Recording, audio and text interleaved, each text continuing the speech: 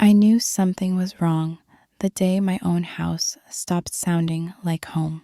It was a small thing at first, a sound more than a sight, laughter that didn't belong to us, footsteps at hours when no one should have been awake, the clatter of drawers and cabinets when I knew I had already gone to bed, and my son and daughter-in-law had turned in early. I am 66 years old, not stupid and not senile, no matter how gently people like to talk to me now. My name is Margaret, and this house has held my life for 42 years. I picked the wallpaper in the kitchen with my husband, Daniel Sr.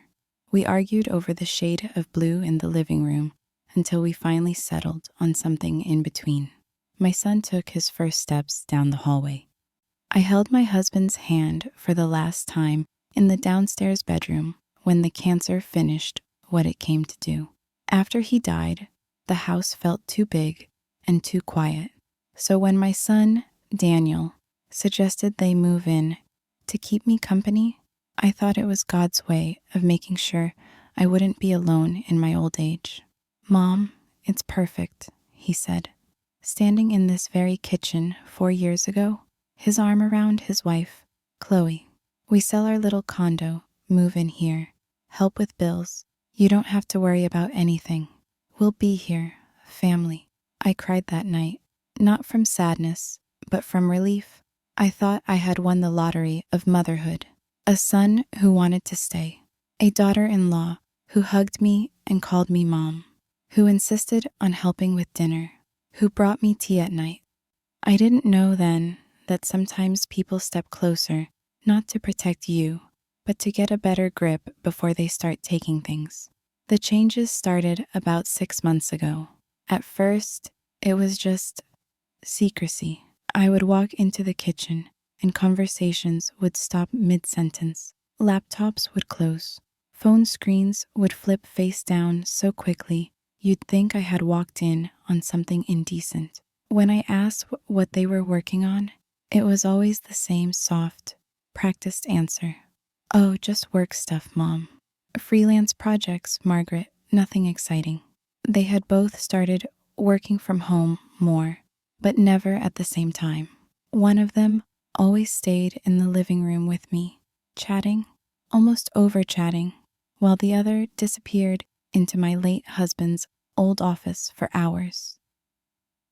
That office had always been my favorite room after he passed. It still smelled faintly of his aftershave and printer ink, a strange mix that made me feel like he might walk back in at any second. The shelves held his finance books, his carefully organized files, his little gold fountain pen that he used to click when he was thinking. One day, I noticed the office door was locked. Not just closed, locked. I remember standing there in the hallway, my hand on the knob, turning it back and forth, like maybe it was stuck. The metal didn't even rattle. It was solid. I knocked lightly. "Daniel? Chloe? Is someone in there?" Silence. Then footsteps, rushed, but trying not to sound that way. The door opened just a crack. Chloe's face appeared, smiling too brightly. "Oh, Margaret. Sorry, I was on a call." The door swings shut. It must have locked. "Everything okay?" The way she filled the doorway with her body, blocking my view of the room, told me more than her words did. That night, I heard the printer running at 2 a.m., not just once, repeatedly. Print, pause, print. A sound I knew well from the years when my husband spent late nights preparing reports for his clients. Except now, my husband was gone, and my son's job did not require stacks of printed paper. The next morning, I checked the printer tray. Empty, no paper. The wastebasket by the desk in the hallway, empty. The small bin in the kitchen, nothing. They were printing things at night, hiding them and locking the door to the one room that had never been closed to me in 40 years. Then came the mail. Our mailbox had always been a simple, boring thing. Bills, catalogs, the occasional birthday card. Suddenly, it multiplied. envelopes from banks I'd never heard of, thick white letters from financial institutions in cities I had never visited, important tax information enclosed. Action required. Account statement, all addressed to me, Ms. Margaret Blake, sometimes with my full middle name, the one I only ever used on legal documents, Margaret Ann Blake. But the logos on the envelopes were unfamiliar. Banks I had never opened accounts with, cards I did not remember applying for, credit unions in states I had no connection to. I would reach for the mail, and invariably, Daniel or Chloe's hand would appear before mine. "I'll sort that for you, Mom. Don't worry, Margaret. Most of it is junk. You know how they send things to seniors." It was the tone on that word, seniors, that made something coil inside my chest. Then, one afternoon, I beat them to it. The mailman came earlier than usual. I happened to be outside, trimming the rose bush my husband had planted for our 20th anniversary. The postman handed me the bundle with a smile. "Lots of paperwork today, Mrs. Blake." I laughed. "Seems like it." Then I saw it, halfway down the stack, a thick envelope from a bank I did recognize. Our bank, the one I'd used with my husband for decades.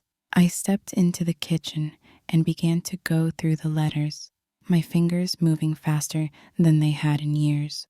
Hospital brochure, coupon packet, pre-approved credit offer, bank envelope. "Mom!" Daniel's voice snapped behind me. I hadn't heard him come in. He reached the counter in 3 long strides, his hand already out. "I was going to get the mail." "I already did," I said, sliding the bank envelope slightly under another letter, just enough so the corner stuck out where I could reach it. He gave me that patient smile, the one adult children reserve for parents they think are slipping. "You don't have to worry about all this. Remember, I handle the finances now. It's easier that way. Less stress for you." My husband and I had always handled the finances together. I had balanced every checkbook, reconciled every statement, caught every fee the bank tried to slip past us. I had not suddenly become incapable of reading numbers just because my hair had gone white. "I like to know what's happening with my own money," I said quietly. Something flickered in his eyes. Annoyance? Fear? It was gone so fast, I almost doubted I'd seen it. "Of course," he said. "I'll go through them and bring you anything important. You know I'd never hide anything from you." He gathered the pile and left the room.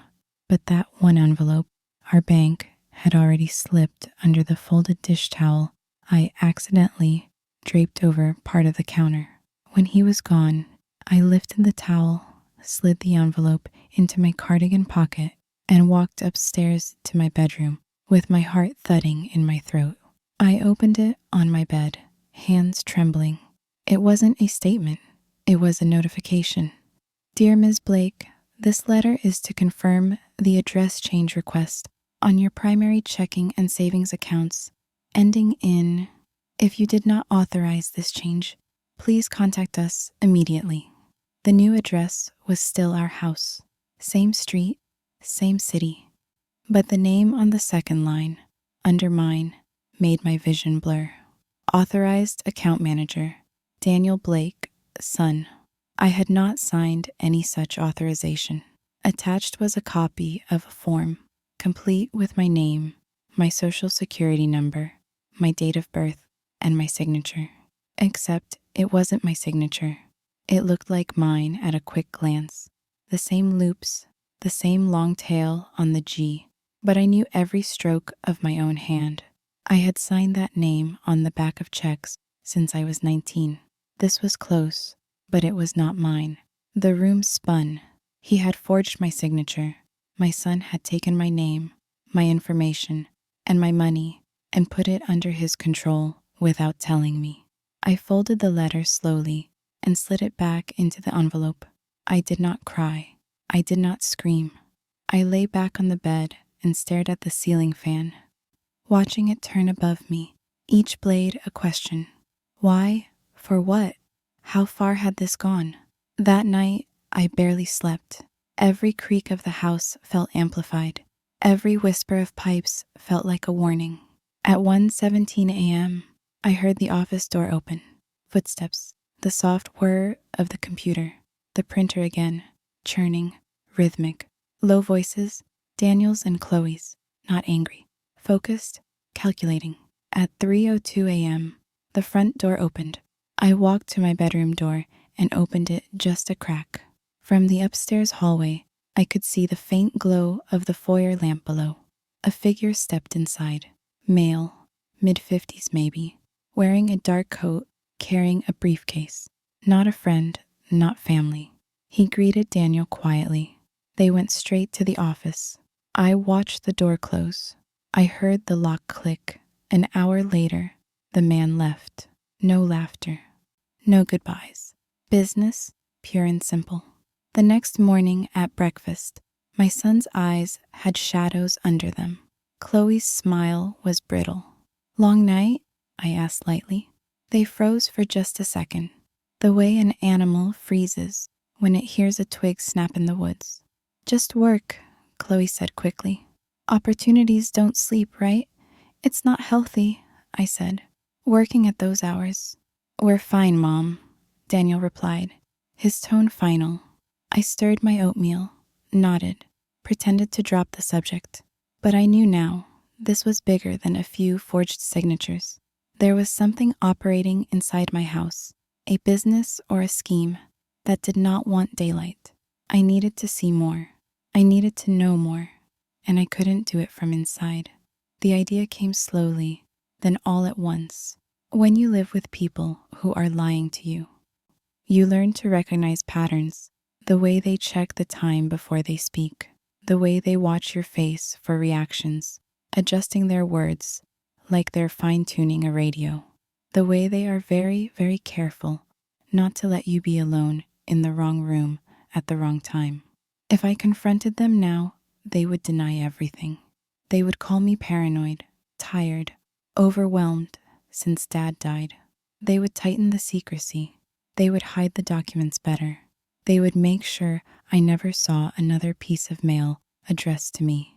But if they thought I was gone, if they thought I had left town far enough that I couldn't possibly be watching, people are always most honest when they believe you're not looking.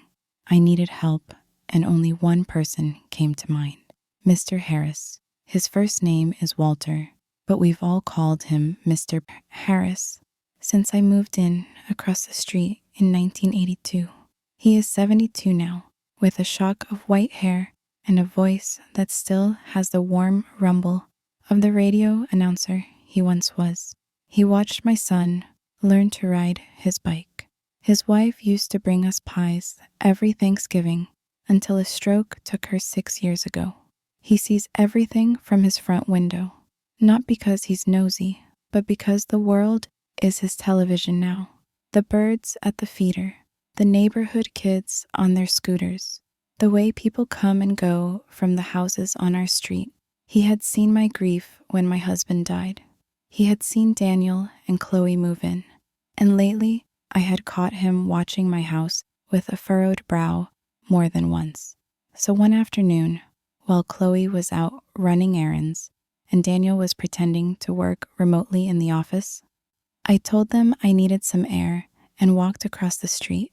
Mr. Harris opened the door before I even knocked. "Margaret," he said, his voice both surprised and not at all surprised. "I was wondering when you'd come." I blinked. "What do you mean?" He stepped aside and gestured for me to enter. His living room felt the same as it always had, crowded with books, crowded with photo frames, crowded with memories, the kind of clutter that tells you a life has been lived fully here. He poured me tea without asking, chamomile, the one I always liked. "You've been standing at your window at all hours," he said gently, "and you flinch when a car door slams. I may be old, Margaret, but I'm not blind." The words caught in my throat. For a second, I couldn't speak. Then everything poured out at once. The locked office, the printer, the forged signature, the midnight visitor, the strange mail, the way my son's eyes no longer met mine. When I was done, my hands were shaking. He set his cup down and leaned forward. I didn't want to scare you, he said slowly. I didn't want to meddle, but I've seen things too. My stomach turned cold. What have you seen, Walter? He looked at me with the kind of sadness that tells you the truth will not be easy to swallow. For months now, he said, there's been more traffic to your house than there ought to be. Not like some of the others, with guests and parties. Different, men mostly, alone. They arrive with briefcases, sometimes padded envelopes. They go in through your front door or side door, late, 10, 11, midnight. Stay an hour, sometimes 2, then leave. They never stay the night. They don't park in front of your house either. They park down the block and walk. One of them I saw 3 times in 1 week, always on a Tuesday, always at 1 in the morning. He paused, watching my face. I thought maybe Daniel had started some sort of consulting work, he continued. But then I saw one of the envelopes fall.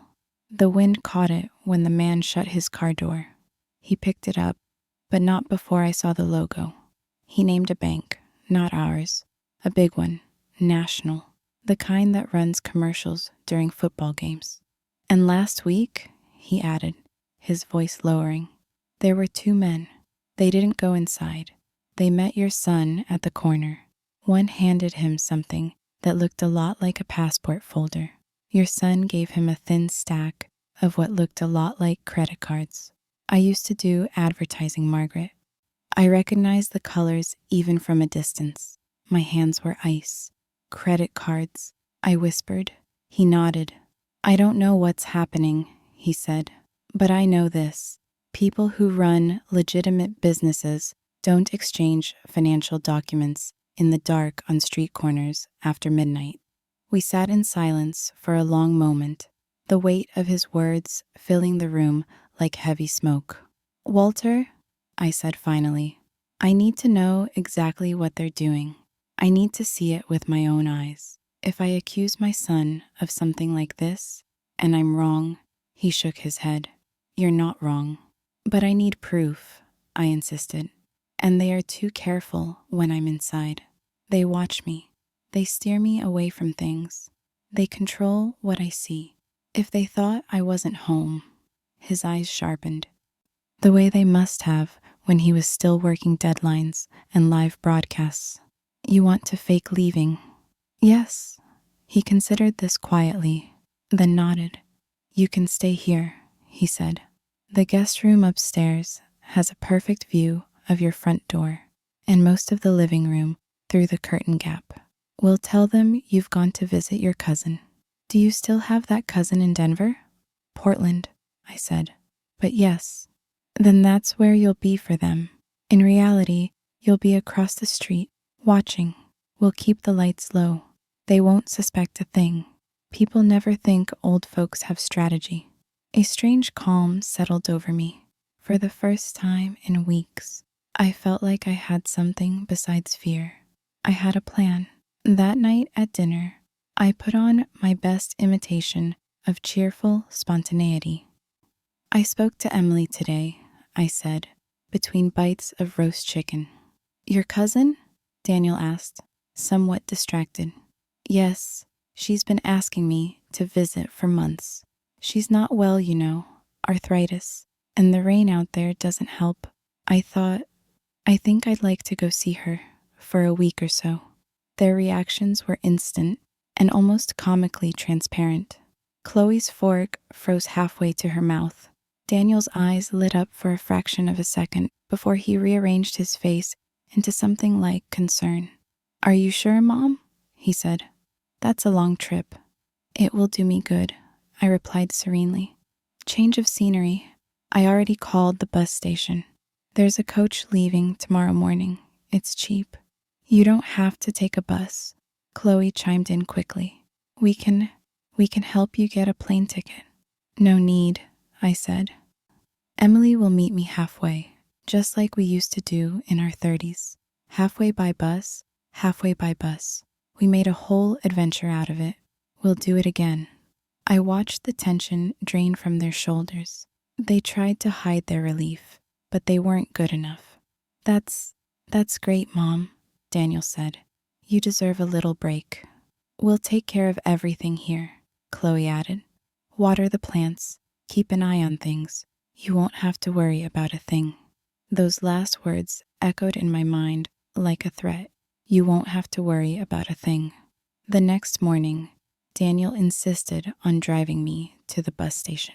That's not necessary, I protested lightly. I can call a cab.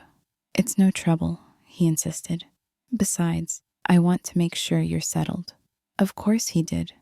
Of course he wanted to see me physically get on that bus, to know without question that I was out of the way. I packed a real suitcase with real clothes because I knew Chloe would open it the second I left the room. I folded sweaters, jeans, 2 dresses, my toiletry bag. I left the envelope from the bank hidden under my mattress, along with my marriage certificate, the house deed, and the small notebook where I kept every password and account number. Those items had left the safe deposit box at the bank and come into my bedroom the same day my son had cheerfully informed me that he could just manage all my online stuff now. Daniel carried my suitcase to the car. Chloe hugged me at the door, pressing her cheek to mine. Send us pictures, she said, and don't worry about anything here. Enjoy yourself. I smiled and kissed her forehead. She smelled like expensive perfume and something else I couldn't quite name, something metallic. At the bus station, Daniel parked and walked me to the platform. He insisted on carrying my suitcase all the way. You're sure you're up for the trip? He asked. I looked at my son, really looked at him. The lines around his eyes that hadn't been there 5 years ago.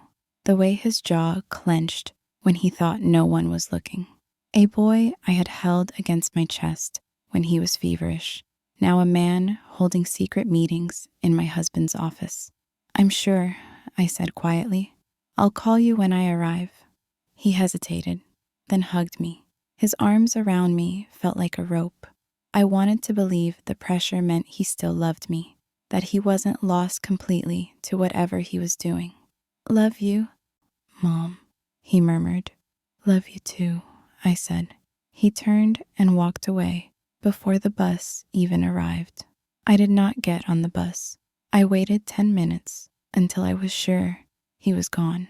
Then I walked out of the station, hailed a cab, and gave the driver Mr. Harris's address. By 11 o'clock, I was standing in his upstairs guest room, looking down at my own front door from across the street. From there, my house looked almost exactly as it always had. Same bricks, same steps, same old oak tree in the front yard. But now it felt like a stage, and the actors I thought I knew were about to perform without realizing anyone was watching. Now we wait, Walter said, settling into a worn armchair beside me. You take the first watch. I'll make us sandwiches. It might be a long day. It was. For the first few hours, nothing happened. Chloe went out once, returning with grocery bags. Daniel stayed inside, presumably working. The house looked normal, ordinary, boring, the kind of house people drive past without a second glance. But by late afternoon, the shift began. At 4, a delivery truck pulled up. Not a familiar company, no logo, just a white van. A man in a cap carried a large, unmarked box to our front door. Daniel signed something on a clipboard. They exchanged a few words. The box disappeared inside. At 6, Chloe closed all the front curtains halfway. Not enough to make it look suspicious, but enough to need a sharper eye to see inside. At 8, the first car appeared. A dark sedan, no plates on the front, just the back. It parked 2 houses down. A man in a gray coat got out, carrying a slim briefcase. He looked up and down the street, before walking to my door. Chloe opened it before he could knock. "That's not their friend," I whispered. Walter shook his head. "Definitely not." They let him in. The door closed. We could see vague shapes moving in the living room, then drifting down the hall toward the office. Light under the office door glowed brighter than usual, as if they had added extra lamps. An hour later, the man left, his briefcase noticeably thicker. Another arrived at 10, then another at 11. Some stayed 30 minutes, some stayed 2 hours. All left with folders, envelopes, or simply less weight in their shoulders and an extra spring in their step. At 1 in the morning, when my eyes were burning from staring, Walter tapped my shoulder. "Look," he said, "a car we recognized this time.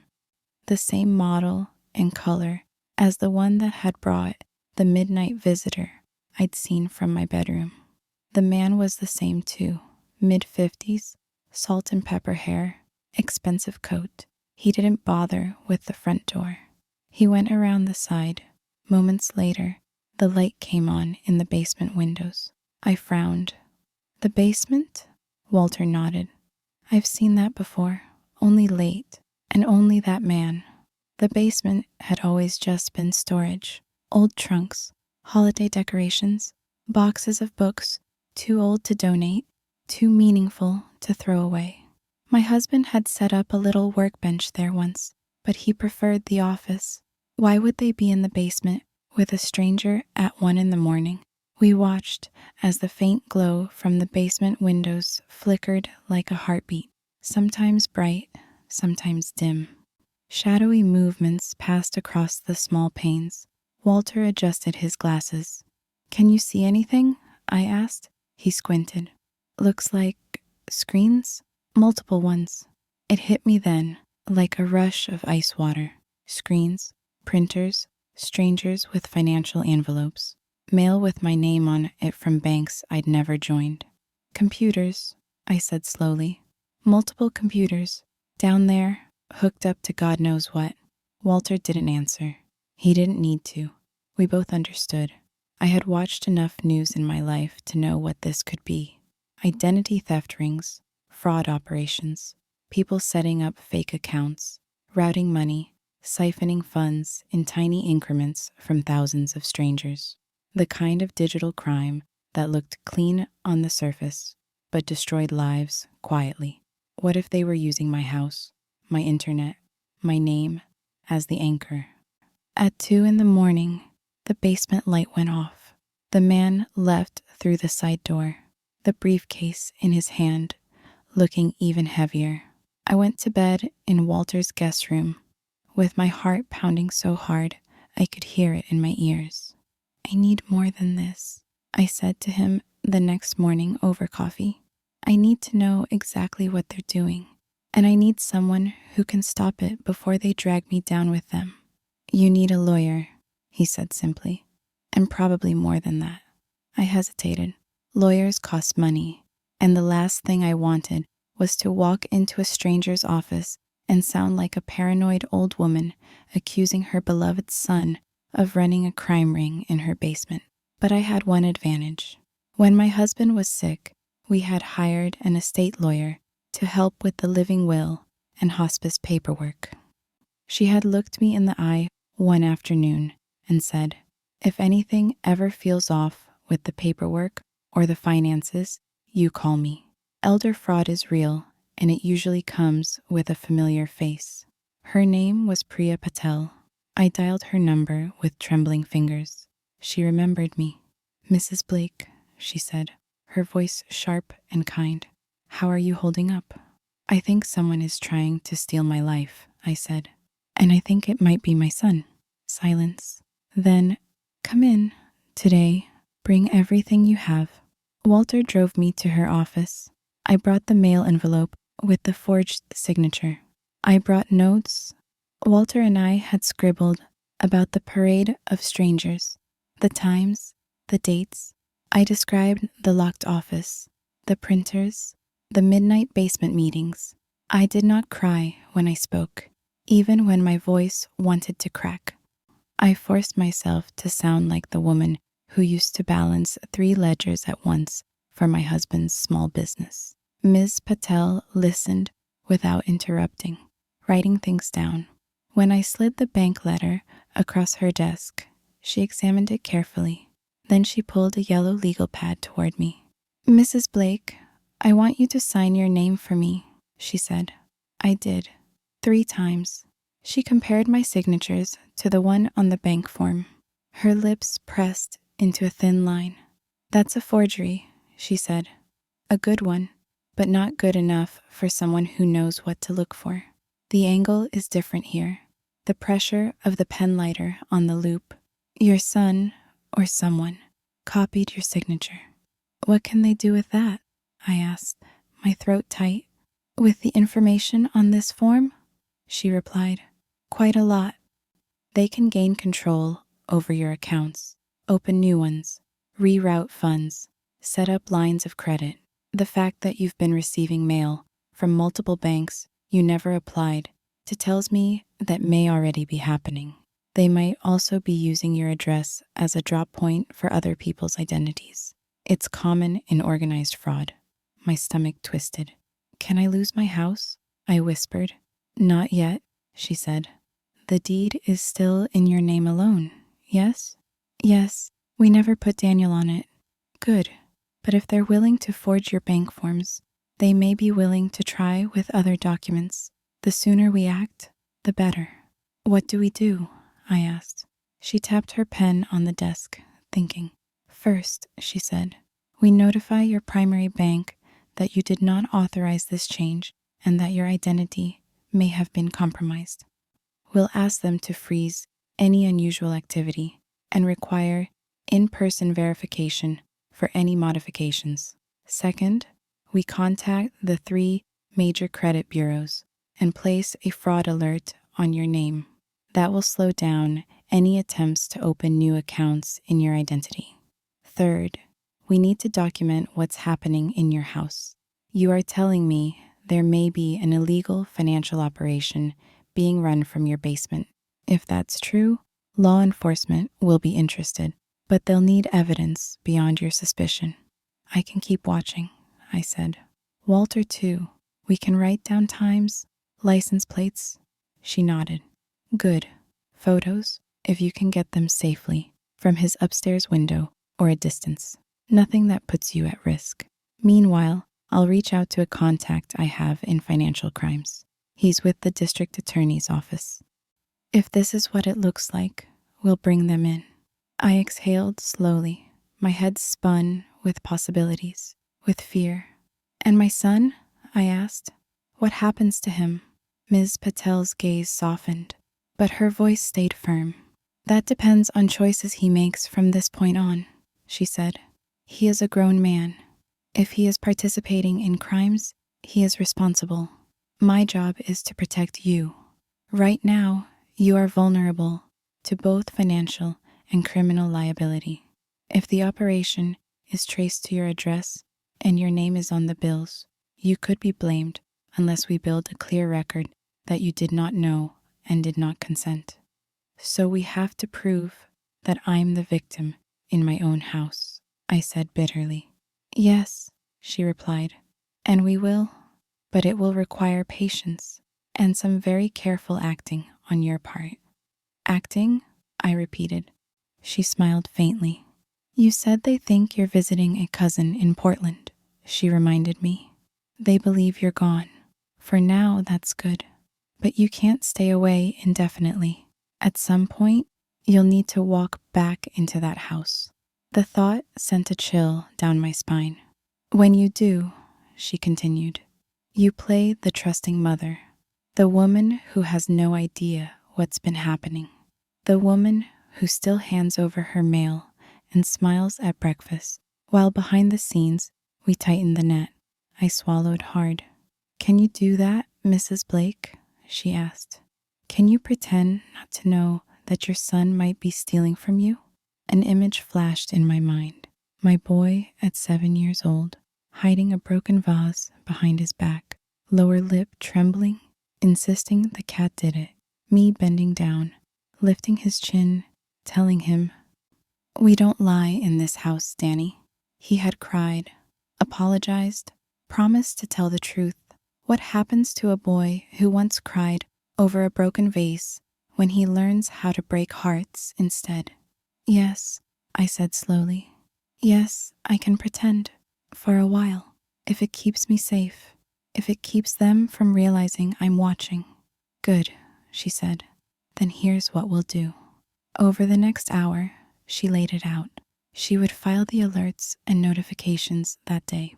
She would meet with the financial crimes investigator and show him the forged document. Meanwhile, Walter and I would continue watching the house at night from across the street, writing down times, car descriptions, partial license plates. If we could safely capture photographs of men carrying envelopes and leaving my house at odd hours, we would. Then, at the end of the week, I would return from my trip. By that time, she said, I will hopefully have the investigator interested enough to consider a warrant. But they may need one more push, something active, something happening in real time. Your return could give us that. How? I asked. She thought for a moment. Your son and daughter-in-law sound like they're planning long-term, she said. If they have already started tampering with your accounts, they've tested the waters.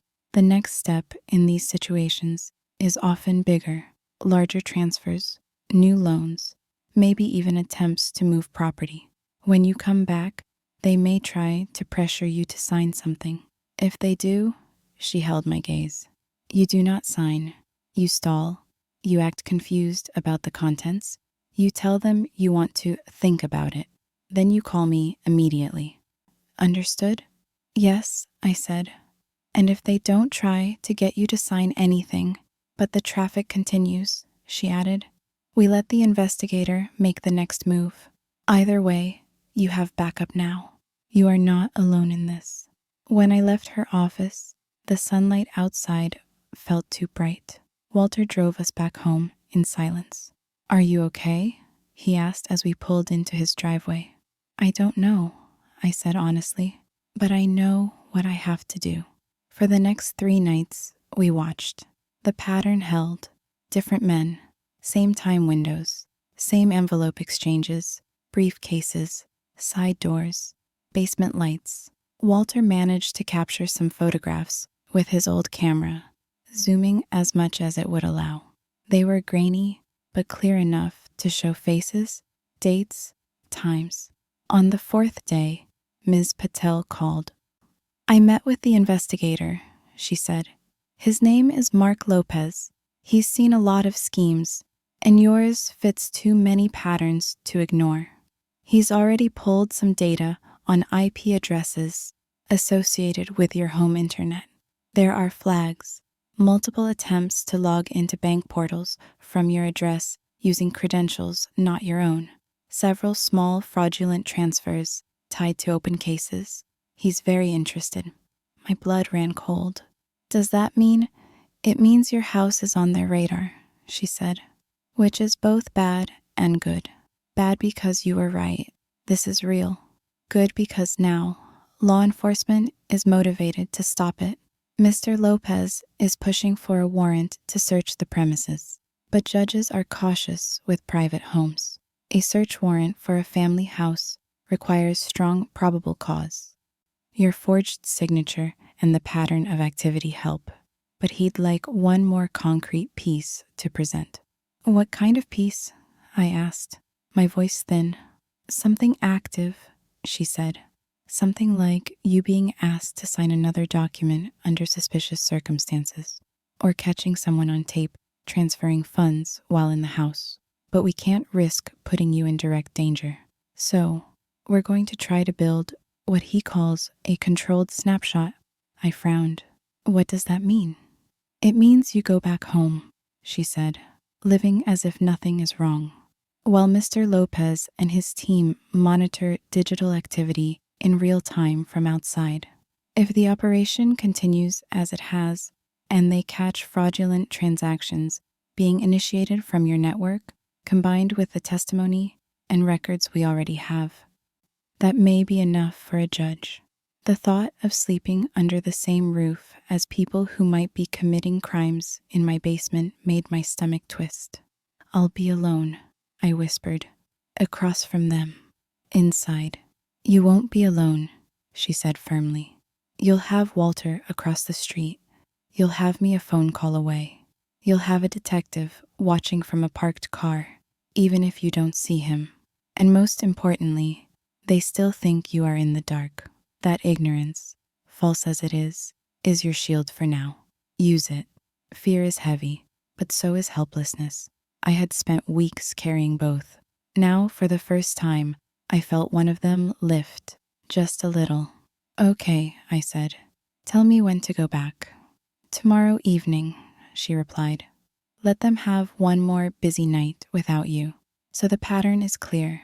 Then on Friday, you arrive, so happy to be home, and you let them talk. People who think they're winning always talk too much. She was right. That Friday, just after sunset, Walter drove me around the block and dropped me at the corner as if a taxi had left me there. I rolled my suitcase up the sidewalk to my own house, the wheels humming on the pavement. I paused at my front door, hand hovering over the knob. For a moment, I wondered if it would even open, or if they had changed the locks on me the way they had on my husband's office. But then the door swung inward. Chloe stood there, hand to her chest in mock surprise. Margaret, she cried. You're back early. I smiled, letting my shoulders slump as if from travel. Emily had a flare-up, I lied, effortlessly now. We cut it short. I missed my bed anyway. Daniel appeared behind her, his expression a mix of shock and something else that vanished almost instantly. Mom, he said, moving forward to take my suitcase. Why didn't you call? I would have picked you up. I wanted to surprise you, I said. Besides, buses still know how to drop an old woman at the right stop. They laughed, a touch forced. We went through the motions. Tea, questions about a trip I had never taken, my invented stories about Emily's garden and the new coffee shop on her corner. They listened, nodding, interrupting with polite questions. All the while, I watched them. They were tense. Their eyes flicked to the clock too often. Chloe's phone buzzed repeatedly on the table. She glanced at it with something like impatience, then flipped it over again. Busy night? I asked casually. They froze for a fraction of a second. Oh, just work, Daniel said quickly. Always something, you know. Chloe stood up, stacking cups with unnecessary enthusiasm. I'll get started on dinner, she said. We thought we'd order in, since you're tired from traveling. I'm not that tired, I replied. But I suppose we could. When I excused myself to unpack, I went straight to my bedroom, closed the door quietly, and pulled my phone from my cardigan. I texted Ms. Patel. I'm home. They're on edge. Something is happening tonight. The reply came within minutes. Understood. Stay in your room after 10 if possible. Mr. Lopez has a team nearby. We're watching the network. I stared at that last sentence. We're watching the network. It felt like sitting on a powder keg while someone else held the fire extinguisher outside. Dinner passed uneventfully. Too uneventfully. No wine. No dessert. No lingering conversation. Chloe cleared plates with military efficiency. Daniel's leg bounced under the table, his fingers drumming. Long day? I asked. Long week, he said tersely. By 9, they had both retreated. Chloe claimed she had emails to write. Daniel muttered something about a client call. I went to my room, ostensibly to read. Instead, I sat on the edge of my bed, fully dressed, heart pounding, eyes on the digital clock that glowed green on my nightstand. 9:15, 9:30, 9:47. At 10:03, I heard it, the soft vibration of my phone on the dresser. A new text. It was from an unknown number, but the content made its source clear. This is Mark Lopez. We're seeing spikes from your IP, multiple logins to foreign bank portals that appear on active watch lists. Do not leave your room unless in danger. If anyone asks you to sign anything, refuse. Reply, yes, if safe. My fingers shook.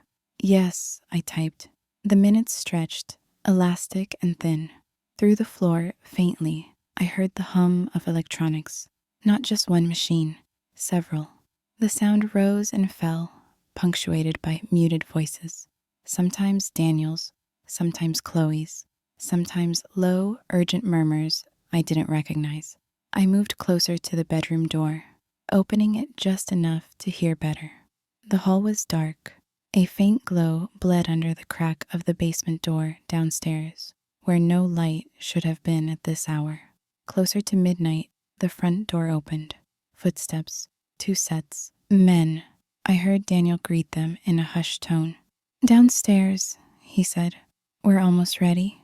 I closed my door fully and locked it. It wouldn't stop anyone who really wanted in, but it gave me the illusion of control.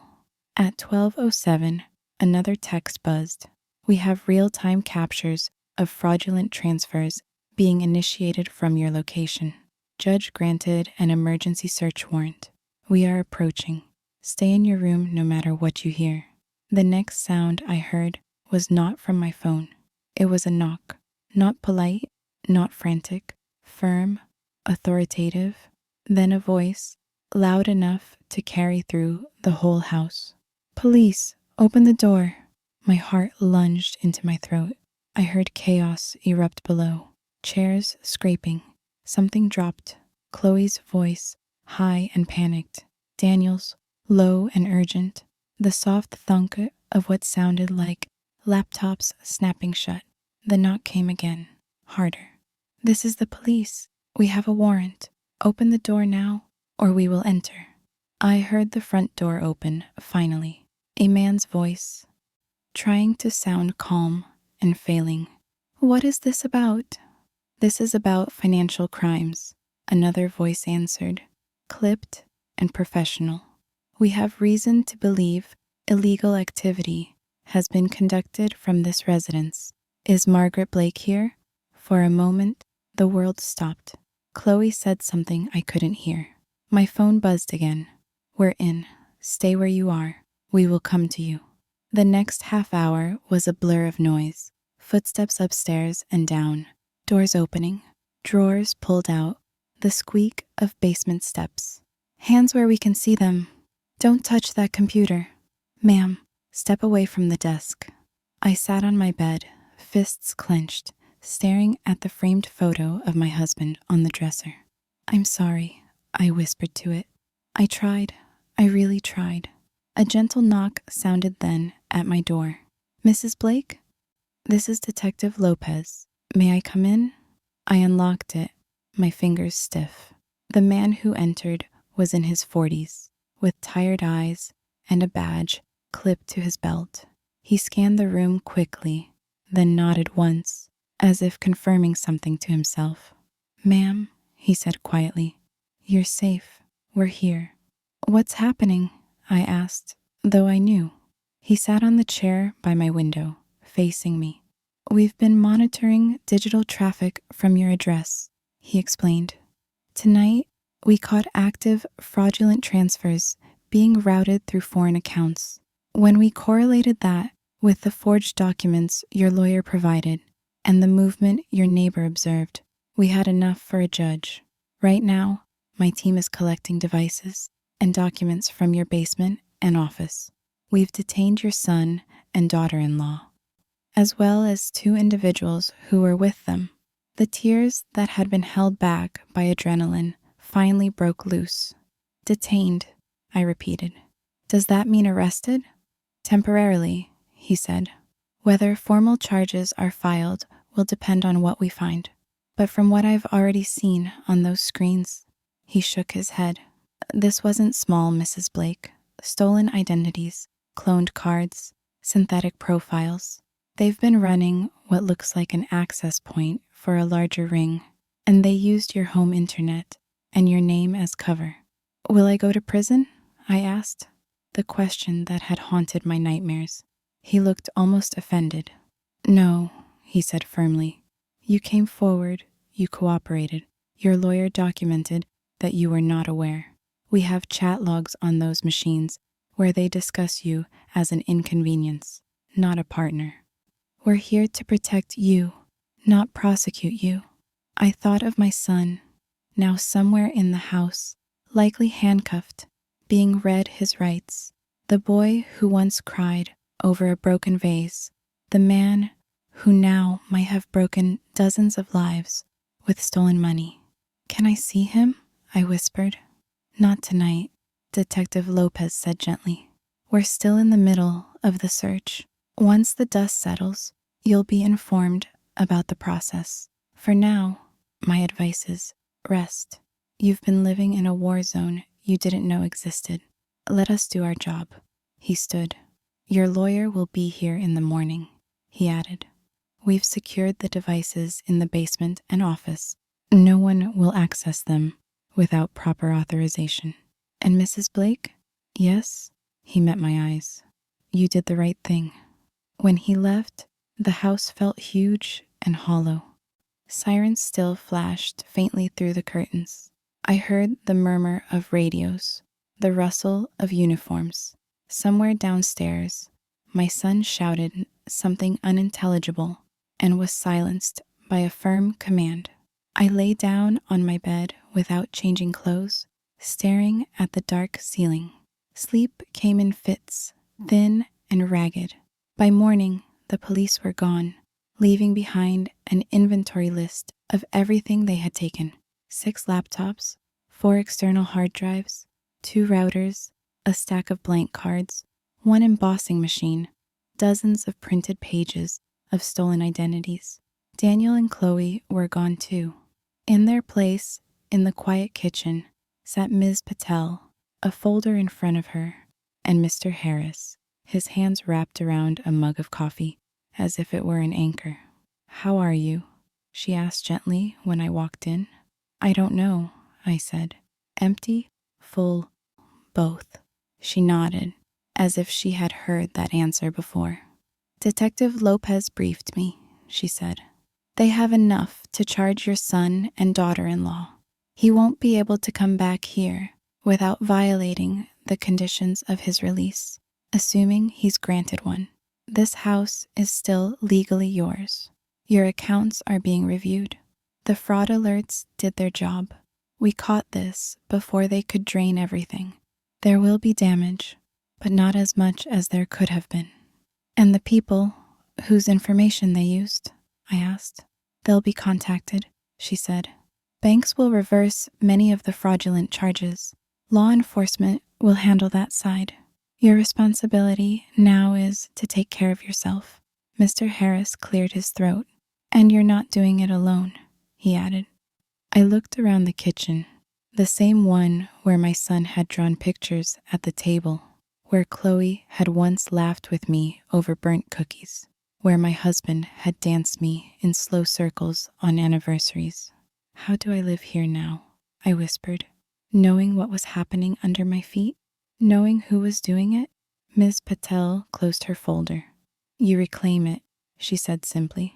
Piece by piece, you paint walls, you buy a new table, you replace the locks, you decide where the light goes. This house has seen a lot of love and a lot of ugliness. Let's not let the ugliness win. Over the next months, that's what I did. The office was no longer a locked crime hub. I donated my husband's old desk to a local charity that helps young entrepreneurs. I kept his fountain pen, though, in a small drawer where I could still touch it on difficult days. I turned the room into a small reading library, lining the walls with shelves of books I actually liked instead of files that made me sad. The basement, once humming with stolen lives, became my workshop. I started woodworking classes at the community center, something I had always wanted to try but never had time for when the world seemed to need me more than I needed myself. I built small tables, picture frames, even a crooked little birdhouse that, to my surprise, birds actually used. I changed the Wi-Fi name from the one my son had set, Blake Net Secure, to something that made me smile. Not your network. I updated my passwords, all of them, to phrases that meant something new. I am still here, mind of my own, trust but verify. I went to therapy. My therapist was a calm woman with kind eyes who told me, week after week, that it was okay to feel rage and grief at the same time, that loving someone didn't mean tolerating their sins, that boundaries were not walls, but fences with gates I controlled. And slowly, oh so slowly, the house started sounding like home again. Quiet, yes, but my quiet, honest quiet. Months later, I received a letter from the district attorney's office. The case summary was clinical: names, charges, dates. The words made my head spin. Conspiracy to commit bank fraud, aggravated identity theft, wire fraud, possession of device-making equipment. It was a strange thing, seeing my son's name not on a birthday card or a childhood drawing, but in a legal document under the heading Defendant. At the bottom, there was a note. As a victim in this case, you have the right to submit an impact statement or request adjustments in sentencing recommendations. If you wish to express your preference regarding prosecution, please contact. I sat with that letter for days. Part of me wanted to scream, throw the book at them. Every charge, every year in prison, make them feel even a fraction of the fear they made me feel. Another part saw my son at 8 proudly bringing home a report card with all A's saying, "Did I make you proud, Mom? Can love survive this kind of betrayal? Should it?" In the end, I wrote a letter. I did not ask for leniency. I did not ask for maximum punishment either. I told the truth. I wrote about the nights I lay awake, wondering if I would lose my home, my name, my freedom, because of crimes I didn't commit.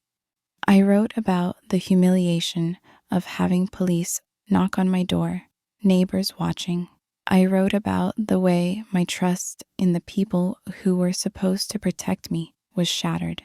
But I also wrote that I did not want my son's life completely obliterated by one long, terrible, greedy choice. I hope, I concluded, that whatever sentence you decide on gives him enough consequence to understand the harm he caused, but also enough time afterward to try to build a different life. I cannot do that for him. I can only decide what kind of life I will have now. The day of the sentencing, I did not go to court. I did not want the last image of my son in my mind to be him in an orange jumpsuit, shackled. I stayed home and painted instead, adding bright yellow to a canvas that had been too dark until then. A week later, another letter came. He accepted a plea deal, several years in prison, mandatory restitution payments, a permanent mark on his record. I folded the letter and put it in the same drawer as my husband's fountain pen. There is a corner in that drawer where hard truths seem to live well together. I haven't spoken to Daniel since. He wrote me once, from jail. The letter was long, messy, full of apologies and excuses tangled together like wire, difficult to untangle. I read it, cried, and put it away. I'm not ready to answer. Maybe I never will be. Maybe someday I will.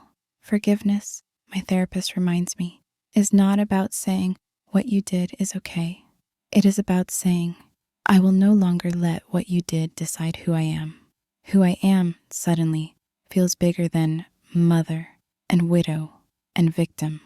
I am the woman who noticed, who trusted her instincts over other people's assurances, who took the terrifying step of asking for help, who sat alone in her bedroom while the house shook with police boots, who watched her old life collapse and chose to build a new one, plank by plank.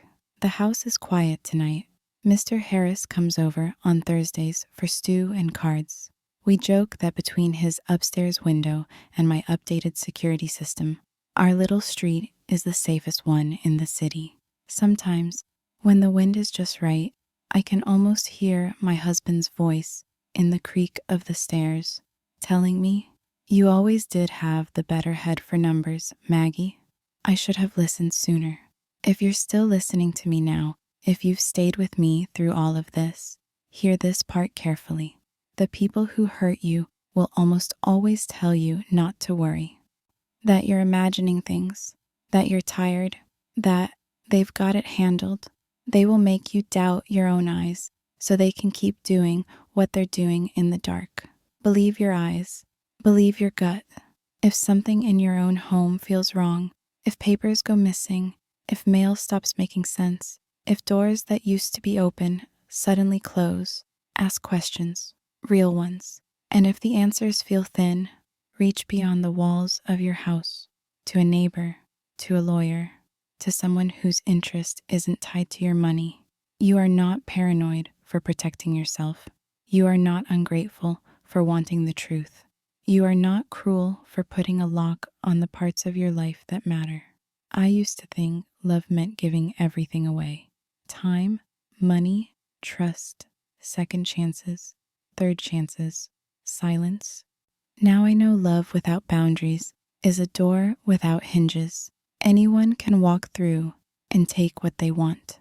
I still love my son, but I love myself too now, and I will never again sit quietly while someone else writes my story on a screen in the basement.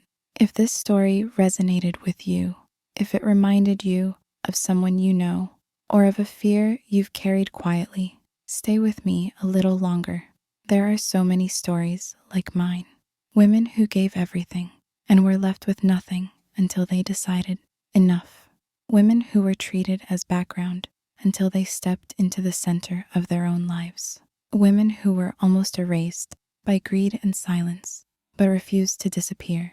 If you want to hear more real-style stories of grandmothers, mothers, and ordinary people who faced betrayal and still found a way to stand up, stay with this channel. Share this story with someone who needs a reminder that they are not crazy for feeling that something is wrong. Leave a comment with your thoughts, your experiences, or even just a "I'm still here," so others know they're not alone. And if you haven't yet, make sure you subscribe and turn on the notifications so the next time a story like this begins, you're there from the very first line. Because sometimes all it takes to change the ending of a story is one person who refuses to look away.